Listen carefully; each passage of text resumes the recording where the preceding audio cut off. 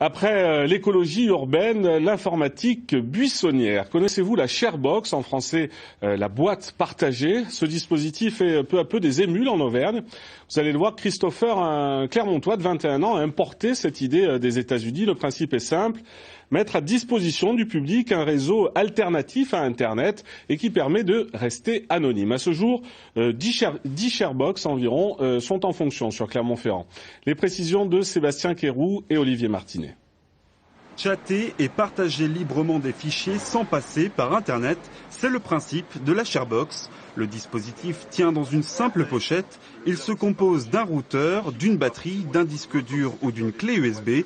Une fois le tout assemblé, les fichiers contenus sur la clé USB peuvent être partagés gratuitement vers des téléphones portables ou des ordinateurs capables de détecter les ondes Wi-Fi.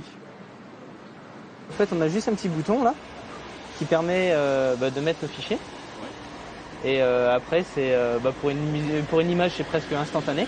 Avec un film, on met à peu près une dizaine de minutes. Aussi appelé Pirate Box, ce mini-dispositif gagne peu à peu du terrain en métropole. Normal, puisqu'avec la loi Hadopi, le téléchargement illégal de contenu sur Emule ou autres logiciels de peer-to-peer est devenu plutôt risqué. Mais avec la Sharebox, les pirates potentiels n'ont a priori pas de souci à se faire.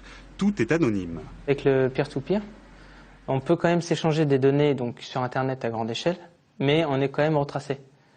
Avec justement la Sharebox, on peut s'échanger des données, mais comme on n'est pas connecté à Internet, donc il faut quand même être à proximité, mais on peut s'échanger des données sans être retracé cette fois. Vu que la portée du signal ne dépasse pas un rayon de 300 mètres, ceux qui souhaitent récupérer des fichiers sur une Sharebox doivent donc se situer tout près de son propriétaire, ce qui, selon les utilisateurs, peut même permettre de créer du lien social. C'est un réseau beaucoup plus restreint niveau rayon.